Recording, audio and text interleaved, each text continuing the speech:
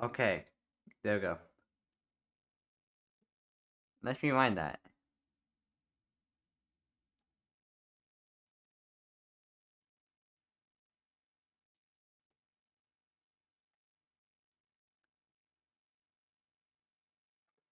Hello everyone, welcome back to the video. Today we're watching the entire Lord of the Backrooms, I guess. This was made by, let's see, it was made by MA2. Let's look at the comment. Okay, why does videos go off? I appreciate all for watching, come back. And let us all share with a single innocent photo. When we see after the A24 trailer. Well, the trailer, we should watch that first. I found something in the store. Okay. What did you find? The place. Very descriptive. I found a place. Oh my god. The back rooms!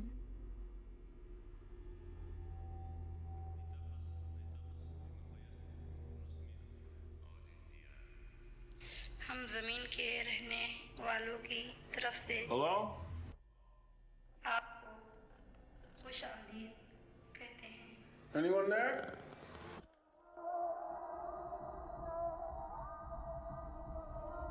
Look, I know how this sounds, but you gotta understand, it's massive in there. I'm not saying I don't believe you. Okay, I'm gonna come back here with proof. All right, you feel me? Yeah. Follow my lead. Clark, what is this? That's what I'm trying to figure out. What the I've fuck? been here every night since I found the place, and I still barely scratched the surface. All right, just Lastly check, it's gonna be May when this comes out. So why is there a fucking Christmas tree? Oh my god. Pull me up! Pull me up! Pull me up! What do you see? all these Kane Parson. rooms. This place builds them. It's like a maze. It just goes on and on. Sometimes I'm scared I'll get lost. Clark, can you hear me? I don't understand. What is this?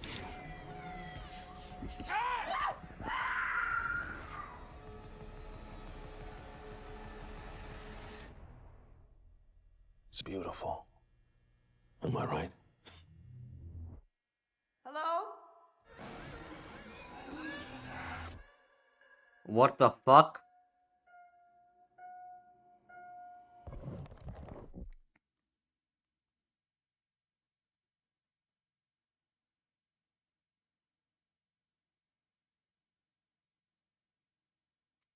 Oh my god. Oh my god. Oh my god. That's gonna be fire. Yo, it's gonna be fire. Give me a second.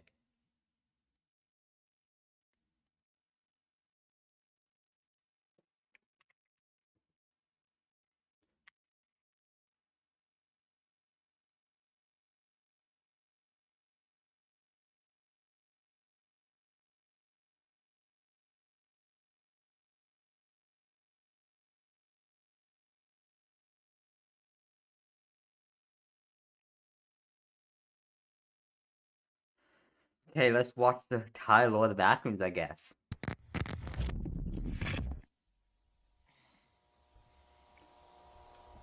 The Backrooms is a series I think every online horror fan has heard of. Starting out as a picture on a random web thread on 4chan of an old mid-renovation furniture store to one of the biggest series and IPs on the internet. And all of that has been spearheaded by Kane Pixels, the creator of the YouTube series The Backrooms. This entire idea of a place beyond our reality, beyond what we think is real and possible, has pulled in millions, and I am just the same. Because the series, I believe, is something everyone should watch. Yeah, didn't like the original found footage video like get 70 million views? Especially if you're a fan of mysterious, otherworldly horrors beyond our comprehension. Because this series is so well done, the animation, the visual aspects, they're just too good for YouTube. There's a reason A24 hasn't making a movie on this. Oh, this was made before that. Stuff. So come along for the ride as I try to make some kind of sense of this amazingly shot, animated, voice, and horrifying series called The Backrooms.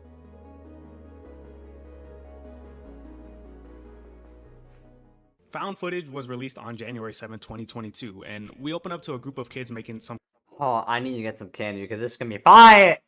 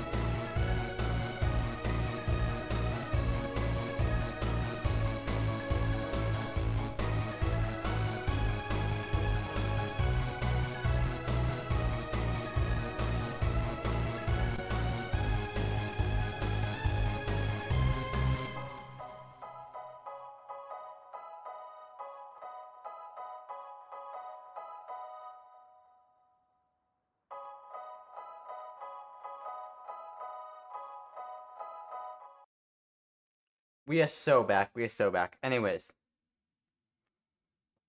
I got some candy. We're about to pop off. Let's do it. Kind of film project, shooting scenes before the cameraman. A little more. You got it? Yeah. And there you go.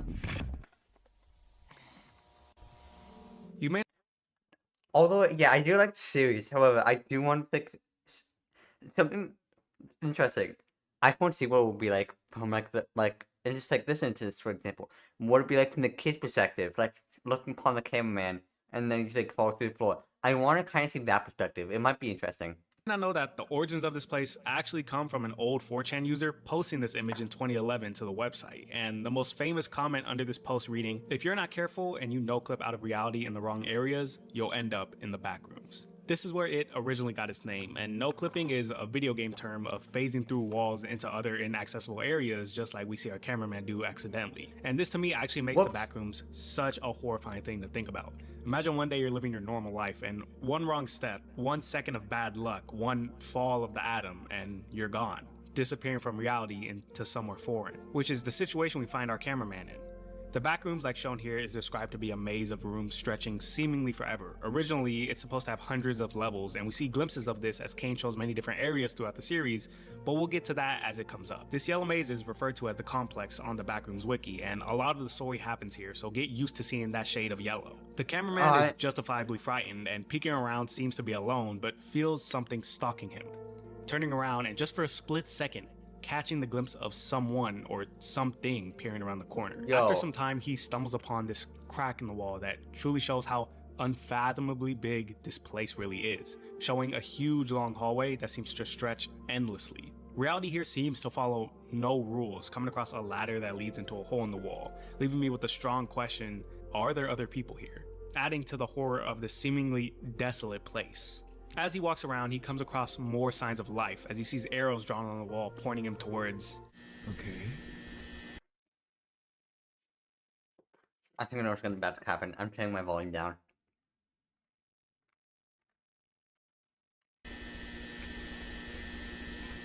What the hell? Yeah, you don't say. He seems to stumble upon drawings of eyes and a face with a window above it, almost like a child had drawn it, especially with the kid handprints all over, but it's also very odd since that drawing seems to be so high up. I presume it would be near 7 feet tall. Scribbles on the wall read out, "Don't move, stay still," before... Oh fuck, no!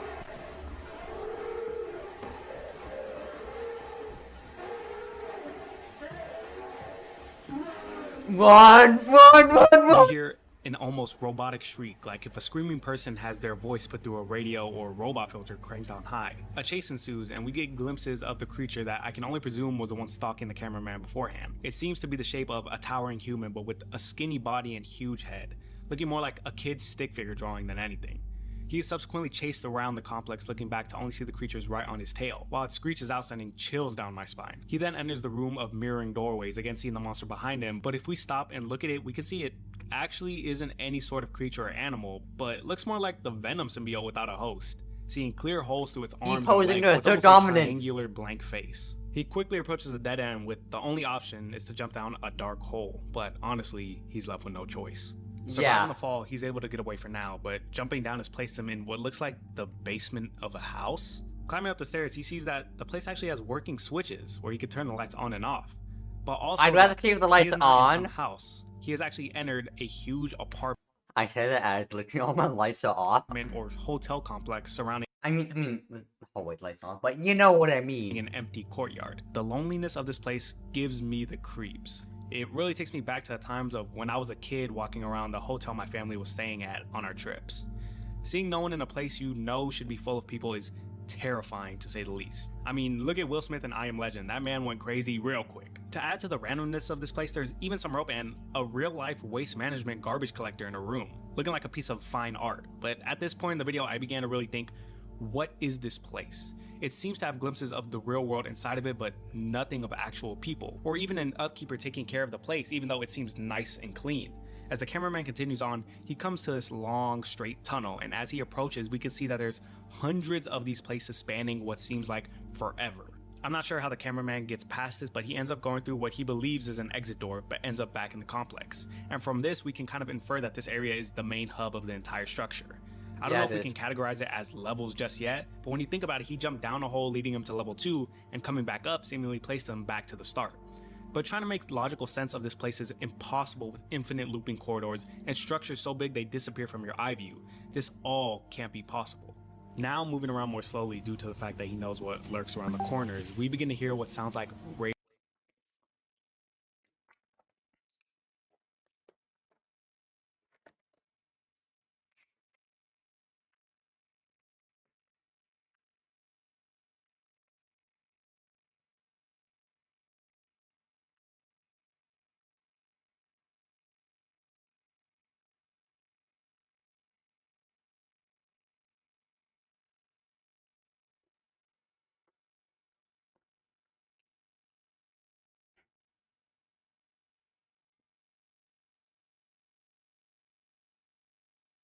radio waves in the background before a chair is flung in front of him, startling him away.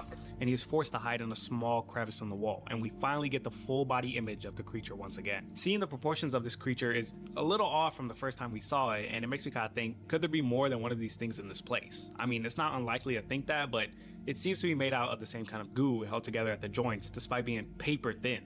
As he tries to escape around the corners yet again, the cameraman is faced with a decision: a deep hole or surely face death.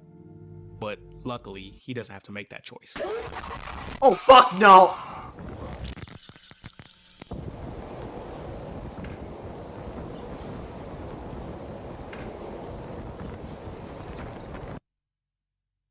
Going frame by frame, we can see the creature grabs the cameraman, well, now just man, and wraps around him like a jacket.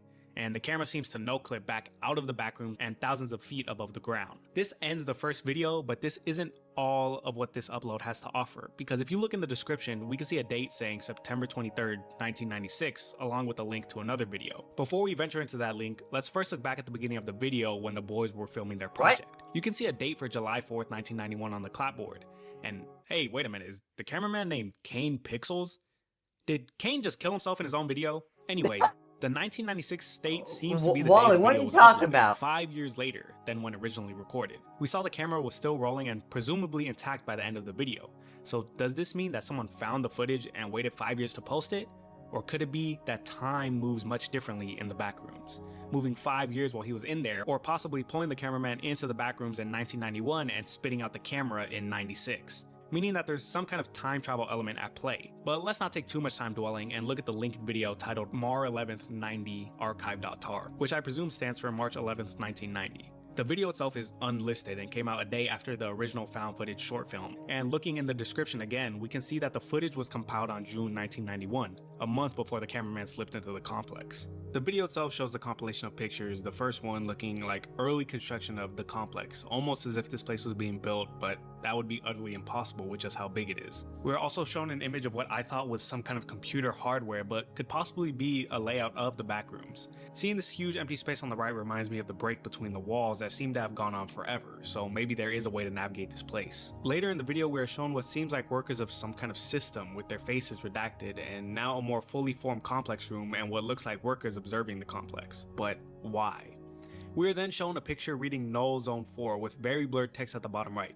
Luckily, the comments were able to decipher what it apparently spelled out, reading, "Due to the elevation discrepancy between panel 225 and 224, a null KX field is created." After trying to research, I have no idea what KX field refers to, but elevation discrepancy apparently relates to the measurements of where something lies in elevation. So for example, if I'm flying a drone at say 10 meters in the air, but my reading shows something different, that is an elevation discrepancy. And this makes sense to why this is mentioned here, because like we see in the beginning of the video, the cameraman falls into the complex on flat ground, but the camera is flung out thousands of feet in the air. Also referring to only Null Zone 4 having this discrepancy could mean that certain parts of the complex are different doorways leading in and out at different points in our own reality. Basically meaning we're dealing with a huge otherworldly human-like complex that is either created by humans or at least studied by them, containing huge killer goo creatures and has a different sense of time than our own world, which can be entered at and exited at different points in our reality.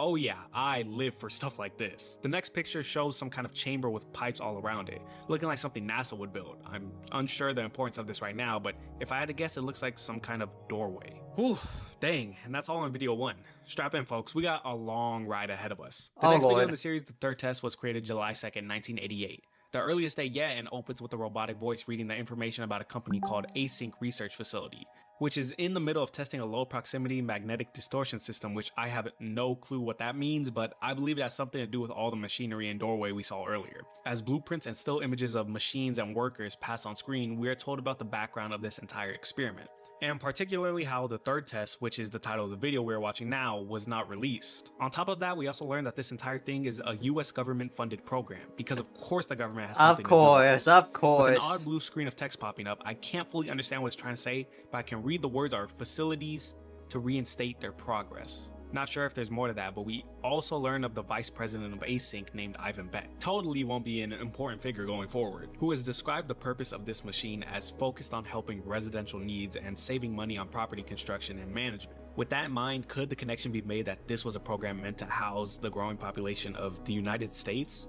Meaning, are the backrooms just a pocket dimension that scientists tried to create to save money on building costs in space? Or could it be a different reality altogether that the US is trying to colonize? My personal theory as of right now is that the backrooms was just a room being built to then be multiplied infinitely through different doorways like we see throughout the video.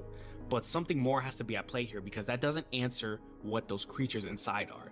The video ends showing the undisclosed test footage on June 2nd, 1998, showing the machine turning on and opening a portal to what I can only presume is the same yellow complex, just for a split second. So June 2nd, 1998 was the day that Async opened up the portal to the backrooms, but that doesn't explain why this third test in particular wasn't released. Is this not what they wanted?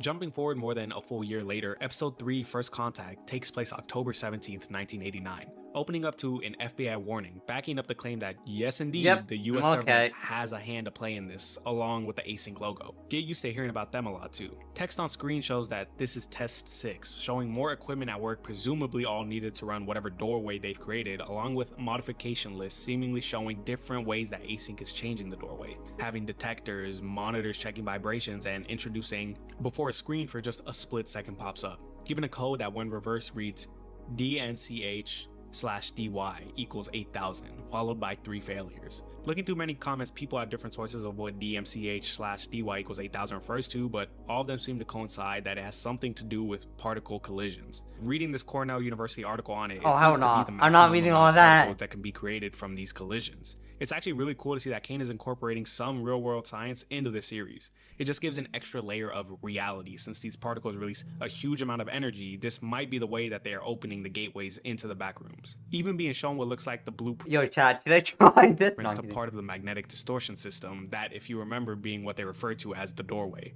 I'm not going to refer to it as the magnetic distortion system all the time for simplicity's sakes, but I feel like we're on the right track. We also get a full view of the doorway undergoing testing, showing the raw power this machine creates, making the entire room shake, before showing what seems to be a map of some sorts expanding while scientists argue in the back, finally making first contact. This episode seems to stand as the catalyst for all that is to come. The first and still only time needed to open the portal, since the machine is now destroyed. I doubt they have any way of really closing it up. But from previous videos, we know that this isn't the only gateway to the back rooms. It seems by that opening one doorway, Async, and by extension the US government, has destabilized our own reality, allowing for small pockets to open up, presumably all over the nation and possibly even the world. And the consequences of this we can actually see in a linked video in the description, titled faultline.mov, another unlisted video that Kane released alongside First Contact. The video itself opens up to a news anchor talking about an earthquake that struck the west coast of California, right in the middle of Game 3 of the 1989 World Series. And would you happen to believe that that date is October 17th, the same day Async opened the portal to the backrooms? Known as the Loma Prieta earthquake, Kane seems to hint at some kind of correlation between Async opening their portal and these earthquakes hitting Northern California, showing the destruction it caused all the way from San Francisco to Oakland, destroying bridges and hurting a lot of people, showing that the earthquake actually originated around San Jose in between Santa Cruz, along the San Andreas fault line. Could this possibly be where Async is located? Even if we don't know that, something is clear. Async is testing things that it doesn't have the power to control. If just opening the portal caused these massive earthquakes to happen, I can only imagine what the complex itself can do. And besides that, what does the US government have to say about what Async is doing? There's no way they're just gonna turn a blind eye to Async causing earthquakes, unless Async is keeping them out of the loop. But horrifyingly enough, this might be the most— I mean, how the fuck would it be able to do that? How? If the U.S. government knows where async is, and obviously they would probably know about the earthquake, and if they knew about the earthquake, they know where the epicenter would be. And if the epicenter was where async was, there's not really any hiding it, is there? Least worrisome thing that everyone should be focusing on. Also, if you know, like, they're like doing a test on the same day that the earthquake happened, fishy. Because in the following video, Missing Persons, we are shown a compilation of missing people posters of all ages, followed by a graph showing reported missing persons cases skyrocketing in late 1989 after the 6th test. And it's clear that these missing people are a result of no clipping into the backrooms. I didn't mention that first, but the date in the description reads February 3rd, 1990, only a couple months after the opening of the gateway. What's really interesting to think about though is that you would think people would know something weird is going on. Like if your friend all of a sudden phased out of reality in front of you, as well as hundreds of other people randomly going missing nationwide at rapid rates, something has to budge. But anyway, we're once again back in the complex. This time we follow a team of async employees exploring. The only thing guiding them back to reality is a long rope on the ground, and as they look around, they come across a corpse of someone. The only thing is that they are covered by some kind of fungus reaching all the way up the walls. It's also the same color of that skinny monster in the first video. Could those two somehow be connected? As they get closer, the async employees seem shocked that the body's even there, before pictures of bacteria pop up with another blue screen reading, "If anybody, blame him," spelled backwards. Who him is, I'm not sure of right now, but if I had to guess, it has to be the only named person in the series thus far, Ivan Beck, the vice president of async. But that's purely based on process of elimination for right now. Unless it's that unnamed scientist who basically led the backroom's door to opening, but I doubt that. Moving on to the next one, informational video was created February 29th, 1990, only a couple weeks after the expedition team made contact with that fungus-covered body. Informational video acts as more of a trainee video that jobs will have you watch before starting. From the opening title, it seems like the team venturing in and documenting the complex are KV-31. We learn a couple minor things in this video, such as the doorway to the complex I've been referring to this entire time is actually known as the threshold to async, as well as the many names that async refers to the backrooms as. One I've been saying is the complex, but it's also known as the machine, the door, and hallways. The video also tells how talking about the complex is strictly prohibited. Before, for a split frame, the map that was seen being created during test 6 pops up and another blue screen with more backwards text reading, not that it would do any good, but and I can't read the rest. I'm unsure if the text is referring to information getting out not doing any good because either the government is already behind this, so you're not going to stop them, or because the complex itself is already open, so it's too late to stop. I had a theory that maybe all the blue screens are in connection, and if we read them in order, it actually all connects. If anyone, blame him. Not that it would do any good, but that's just a theory.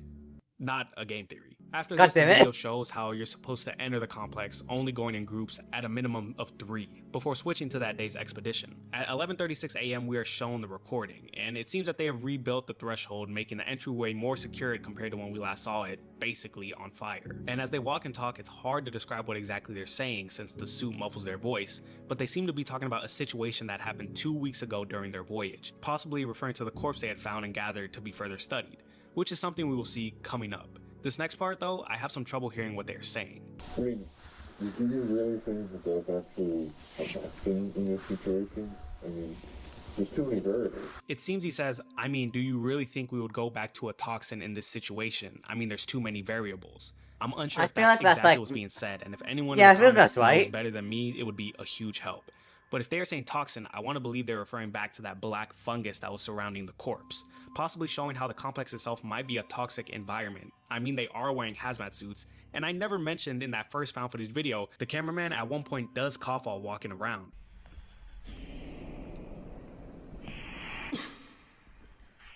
I just brushed it off at the time. Maybe there's more to it than I expected. I mean, yeah, I don't think it's that important, at least on this side, because, like, yeah, I cough all the time, doesn't mean I'm always sick. We follow one of the workers' POV as he walks. He notices what sounds like crowd noises coming from a hallway. Hey guys, do you hear this? Hey! What? Well, that's not good. It's interesting if the Backrooms shifted its walls around, or if he possibly was just sent to a different time in that same place. I mean, it is the same exact corridor, just with the team no longer there. Rightfully panicked and without the rope to lead him back, he wanders aimlessly and scared as the corridors and walls begin to blend together. He then enters a huge room with stands, long shelves, and charred debris on the floor. We also hear him cough as well, making me think more and more that possibly just being in the complex is having a dangerous effect on human bodies. Pulling up on a seemingly black hole in the wall, he turns on his flashlight to reveal a completely new area with tree pattern wallpaper covering the room and a lonely axe with an assortment of wheelbarrows around. And is that a barn? What is going on? The barn itself actually doesn't look like a 3D object, but a wallpaper placed on the wall itself, like a background. We also hear what sounds like a squeaky door quietly opening. But it's really hard to tell. What that could mean, I'm really unsure, but it has to do with something with the crowd noises we heard earlier. Possibly just being the sounds of the real world you can hear in the complex through null zones. As for why this place looks like a cottagecore's dream room, the theory I have for this is a little out there. But throughout the entirety of the complex and its many levels, they all have one thing in common. They are places where humans would naturally gather and be at, but there isn't any there. We have office walls and hallways, apartment/hotel complexes, and what seems to be the best attempt at creating a barn area with trees surrounding it. It's almost like the complex itself is alive and is trying to imitate what is a normal world but just can't comprehend it, making crude and weird mirror attempts. But finally, this lost crew member is able to find some kind of exit door, but something's off. It doesn't seem like the one he originally entered in with his crew, and when he walks through the doorway,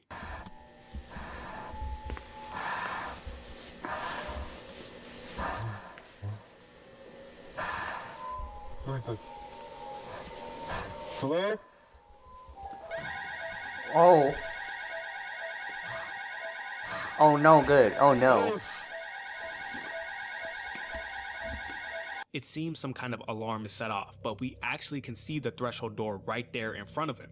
But that front computer with the window, it more closely resembles the setup we saw in the March 11, 1990 archive What's video. gaming? And by looking at the blueprints drawn at the end of the video, we can actually see that the threshold is connected to that back wall, entering into this huge room, with computers at the front with lines to draw where a window is placed. And now from this room, you then enter the complex. But the thing is that March 11th video was released in the Backrooms world June 1991. Almost a year later. So could this be an actual exit but just 1 year in the future? That would back up my theory earlier that the complex time traveled the async worker into a different period when his team just wasn't at that location. And would also give reason as to why the alarms would sound, since no one should be in there at that time. If so, it seems async has learned to somewhat stabilize the entrance more, even being able to build into the complex somewhat. But what does that mean for our out of time friend? That's something we're going to find out in upcoming videos, but the series is actually going to take us back a little bit in time in the autopsy report. Right away, we are shown the John Doe's autopsy report dated February 5th, 1990, 2 days after the body was found in the complex by the research team. We learned a little bit about the fate of the man, the scientist saying he died from malnutrition, seemingly 5 days before he was found. But what's interesting, even though he says that the body itself has severe tissue damage, it seems that the decomposing process was somehow halted. We are showing some kind of growth seemingly mutated with the fungus covering it. There's also a sticking on the side, but I just can't quite make out what it says. As he goes on, he says that tissue-wise, some parts of the body were kept perfectly intact, while others were completely taken over by the fungus, which we actually learned is a form of hay bacillus, which isn't dangerous as the doctor describes, but for some reason, in the conditions of the complex, it seems to basically mutate it and have it attack and feed on our human bodies, making me think that the bacteria itself is keeping some parts of the body fresh while also slowly consuming it. Something else to note, remember when I mentioned that the fungus looked the same color as the monster in the first video? What if it really is the same thing? And this stick figure creature is just a huge bacteria monster, feeding on all those that fall into the back rooms. I mean, we see how it wraps around the cameraman, looking more like it was going to consume him than outright kill him. And if that's true, maybe this is the beginning stages of that monster coming into form. Because the crew seems to have not come into contact with this tall figure, because they would definitely not be walking around so calmly if they knew it was lurking. The doctor then closes with asking Ivan Beck, the vice president of Async, where this body came from.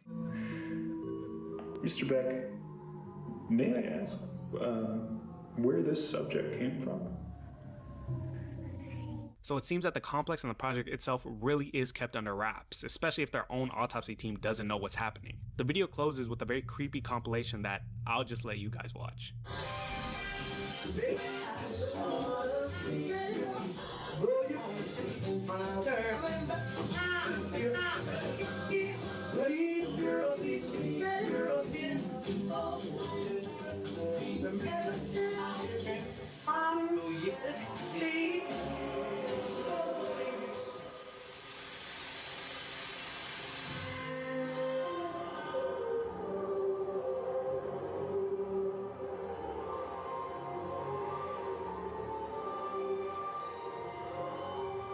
Breaking down the compilation, it seems to be filled with images of bacteria, political officials, people, inventions, the universe, bombs, and volcanoes all mixed in with different things we've seen of the backrooms, the threshold, the corpse, as well as text on the screen. It's cut off, but I can somewhat read out what it's saying. And to that point, the sentiment.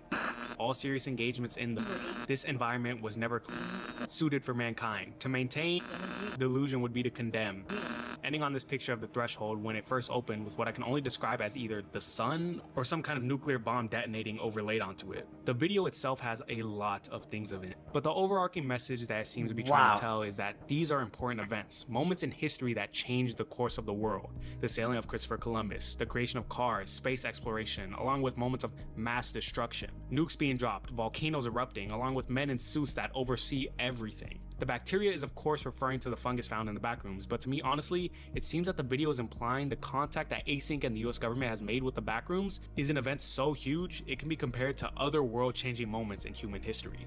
Something so big it's lumped in with the discovery of the Americas, but so powerful and dangerous that what they have just opened could be akin to how humans created the nuclear bomb. I mean, if the video at the end truly is a bomb overlaying the threshold, then that means Async has just opened a doorway into powers so dangerous it could cause the end of the world. But who really knows? And before we move on, I want to again implore you guys to go watch these videos and the series itself in its entirety. Kane does a really good job of making this world come to life and giving it an aura of creepiness and horror that I just can't do justice.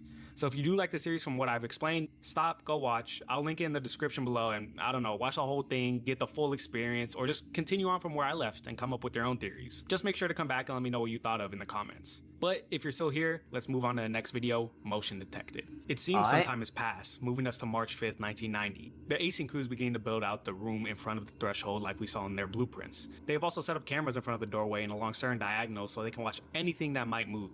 I don't think they're expecting the bacteria monsters, more likely just to view and record if there's actually anything in this complex. What's really interesting from this map too though, is it seems they have a good sense of the layout of at least some sections near the threshold, but most importantly, it looks like there's actually an end or an opposite side to the complex. It's funny to me that the equipment is basically just a camera on a tripod. I forgot this is in the 90s and they don't have 4K miniature cameras embedded in the walls yet. Accompanied with this, we're also shown all the footage of the motion alerts that happened that day. The first couple of hours are full of normal occurrences. I mean, normal for the backrooms at least. Motion is detected when the crew walks by at the beginning and the end of their expedition, as well as movements from a supervisor and sounds of the threshold closing. But an hour after midnight, at 1 AM on March 6th, weird, almost breathing noises can be heard.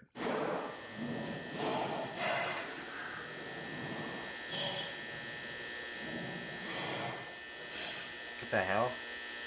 As well as just an hour later, the mic apparently fails, which is weird for a US government-backed tech company.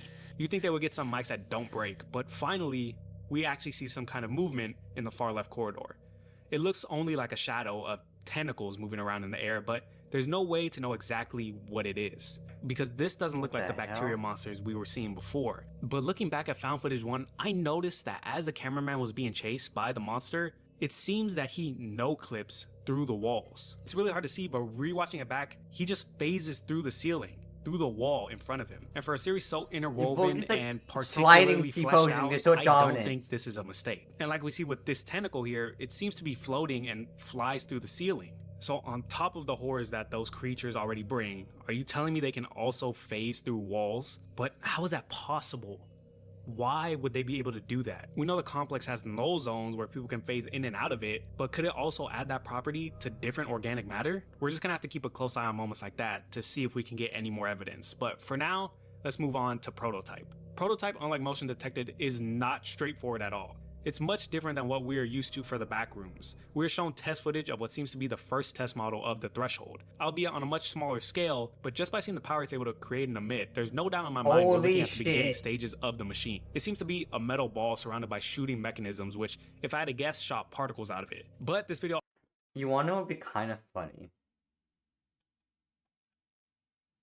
is that like if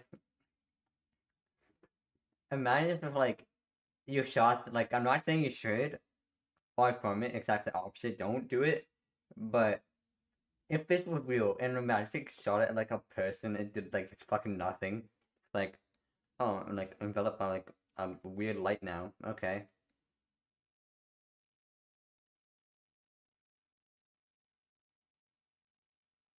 Also gives us a possible location of where the backrooms are, or at least another Again, don't do important that. area, and if I'm correct, the only other name we've gotten in this series besides Ivan Beck. Oak Ridge National Laboratory is a real research lab in the US, located in Tennessee right outside of Knoxville. If the prototype research took place here, then I'm sure that the Threshold experiment most likely was here as well. But that kind of throws off my ideas of where it originated due to the earthquakes. So that may not be true, but something tells me this place is important too. Looking under Maybe. Okay. Here, this theory might be a stretch. It might be a stretch. But hear me on this. Maybe that the actual Earth part of the threshold was in Tennessee, but because like the nose and stuff like that, you know how like was distant and stuff like that. Maybe that like even though it seemed like the backrooms is like right there, right next to like the threshold, maybe the backrooms was actually in like San Francisco, whatever, wherever. Again, that might be a stretch, no pun intended, but that's just my theory. that, we can see that the prototype was created under the supervision of a Philip R. Heyman. If this is before the creation of Async, I will throw my hat into the fire and say that this is probably either the president or the founder of Async, but we'll see how that theory unfolds. Moving on to the longest video in the series so far, Pitfalls follows Marvin E. Lee, one of the... Give me a second.